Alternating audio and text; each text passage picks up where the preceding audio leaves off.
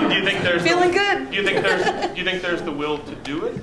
Because it looks like with the last session, the leadership in the House misjudged what the governor was going to do, and it seemed like a lot of just political bickering. Are we actually going to see work getting done this time, or, is that an unfair question? Because from watching the news and looking at the outcome. Well, the last time we had an economic situation like this, we had a very conservative governor named Al Quie, and at the very end, after I don't know how many special sessions they had, basically he, even though he's very conservative, he was a very decent human being, and he decided that they had to raise some taxes to keep the state from collapsing. And when was And that? I don't think this governor is going to do In the that. early 80s. Yeah. In the early 80s. Okay, well, Jerry. Okay, somebody's got to raise the points here. Growing up in northern Minnesota, growing up with a dad who was a World War II vet, being very proud of America, being proud of the fact that when you watch the rail cars come down from the Iron Range, they're carrying iron ore, making American jobs, Fords being built in the Twin Cities, the government, I'd swear, is when I was a kid back in the 60s and 70s. The 70s it really started to change, maybe even it was that way in the 60s, but listening to my dad preaching on the government's job to help make jobs, to help make employment. And it seems that I hear a lot of the government working on taking care of people and taking care of entitlements. Instead of us doing that, if we take and focus more on the jobs end, we have cap and trade, we have this wonderful large healthcare bill that's going to raise, cap and trade's going to raise taxes, the healthcare bill is going to raise Jerry, taxes. can you get that succinct question? All What's these the things, question? well, we need to, I've seen the legislature focus so much more on entitlements lately than focus on making jobs and making things better for the working people instead of better for the poor. I understand we have to take care of the poor, but at the same hand, if we don't have jobs, the whole system's going to fall in upon itself. So encouraging job growth, is that even on the purview at this Well, point? That's what the year is. This is our bonding year, and this is the year that we focus on creating jobs in Minnesota.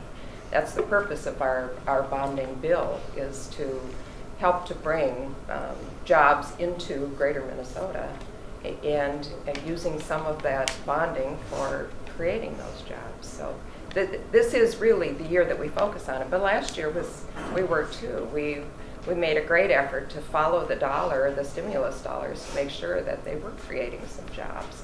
And we have a website now that shows how many jobs are being created. Of course, we've lost a ton of jobs too within Minnesota, and so it's really hard to balance that out. so you're really talking about bonding things and build buildings, like the airport, these kinds of things, and create some construction jobs. What are our chances of being successful with some of that this year? I'm looking at you, Mary. Hi, Mary.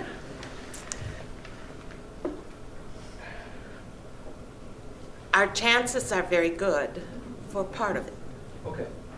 but we have several very large projects. And we always do. Yeah. And sometimes we end up competing with ourselves because areas in particular have to have a balance with other areas in the state. And we have to think, Chairman Hausman is from St. Paul. And politically, honestly, St. Paul's projects have been defeated by veto in the last two bonding bills and partly the third bonding bill previous. And so that politically in her mind means that some other area has to pay for it. That, Like Wilmer? I'm not talking Duluth here. Keely? and so what she's done the last 2 times, and thank goodness for the Senate in this case, and Senator Solon and Senator Bach, they've created that strong push for the other things that aren't in the House bill in the Senate bill. And but she comes to us, the chair comes to us and says, well, you have to make choices. Yeah. Well, we don't make those choices. We keep talking about the need for every project, but then in the end, and especially this year, I think maybe we're going to have to make choices. So But pick 2, 3, 4 big ones. I don't think we'll get up to 4. There are about $3 billion in requests, and I think both bodies are looking at just under $1 billion bonding bill. So about 1/3 of them will be proposed. And then we also have to think, in the last bonding bills, the way the House has approached it, we haven't done Duluth projects by themselves. We've done Northeastern Minnesota projects all together. And we get more that way. And we're going to continue doing that. But Northeastern Minnesota is everything from Willow River, Moose Lake, north. And so when we're spending $11 million or $15 million in Moose Lake, that's part of our total in Northeastern Minnesota. Okay. And that's a good thing, because those are jobs. But we have some good arguments for some of our projects. Brian's right here in the front row, and what are you, 11 million? And but there's how much federal? 40 million? So that's an extremely good argument for that project. The two, the sanitary district and the city's overflow problems, basically we're under court order to fix those. And that gives us, I think, a leg up on those. So we have, I think, a good shot at the major things for the city of Duluth. But I would just like to answer your, or comment on your question. The two things government can really do for jobs is K-12 education and higher education. What really counts for jobs is what's the skill level of your workforce. And the state government, other than bonding bills, putting construction workers to work is really not very good at creating jobs. It's really not creating jobs directly. It's our job to make sure we have a great workforce.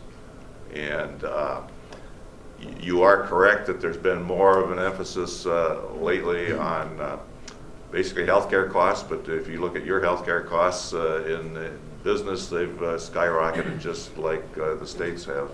And that means that the state has to cut back on other things. When I graduated from college, the University of Minnesota, Twin Cities, and granted, I lived at home for the first 3 years, and I never had a scholarship. I had to pay the whole thing. My parents didn't. They gave me room and board for 3 years, but I graduated $400 in debt. And you ask your kids what they're going to graduate with in debt, and that's because the state used to pay the major share of the cost of education, and we're not doing that anymore. Part of the reason is the money has shifted to the healthcare. Back in the 50s and 60s, there wasn't a lot of things the medical system could do for people. And now there's all kinds of things they can do to make you healthier. Yeah, I'm talking too long, but I always use personal examples. But my wife in 2000 had a brain aneurysm blow, and it cost $150,000 to get her back to work. Her father had the same thing 30 years before, and they took him to the hospital, and they said, there's nothing we can do. Today, we can spend $150,000 on somebody and get them back in the workforce. We didn't used to be able to do that. Mr. Burnett? Yeah,